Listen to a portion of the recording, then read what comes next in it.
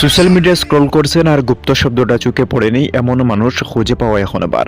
রাজনীতির ময়দান থেকে কিবোর্ড সবখানেই এখন একটাই আলোচনা, কিন্তু এই গুপ্ত রহস্যের শুরুই বা কোথায়, আর কেনই বা এই শব্দ নিয়ে এখন খুদ প্রধানমন্ত্রী তারেক রহমান এবং ছাত্রদল শিবিরের মধ্যে চলছে চরম লড়াই।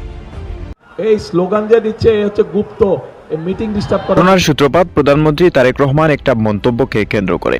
গত 17 বছর রাজনৈতিক প্রেক্ষাপট টানতে গিয়ে তিনি জামায়াত শিবিরকে উদ্দেশ্য করে বলেন তারা নাকি গত 1.5 যুগ ধরে গুপ্ত ছিল। মূলত রাজনৈতিকভাবে কোণঠাসা জামায়াত শিবিরকে কিছুটা খোঁচা দিতেই তিনি এই শব্দটি ব্যবহার করেন। বেশ আগুনের মতো ছড়িয়ে পড়েছে এই শব্দ। তবে প্রধানমন্ত্রীর এই বক্তব্য হিতে বিপরীত হয়ে দাঁড়িয়েছে। নেটিজেনরা বলেছেন আয়নায় নিজের মুখ দেখেছেন তো।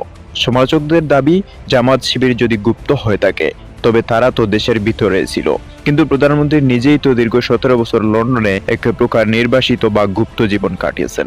এমনকি তার দলের অনেকে ভারত সহ বিভিন্ন দেশে আত্মগোপনে ছিলেন।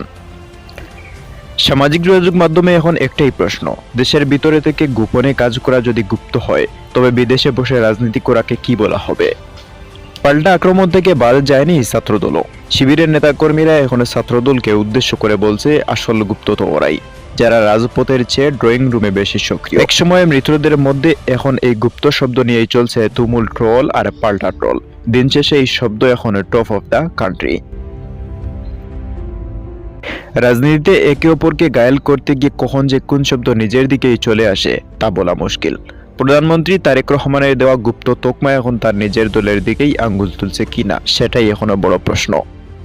আপনার কি মনে হয় আসল গুপ্ত কারা? কমেন্ট করে আমাদের জানিয়ে দিন।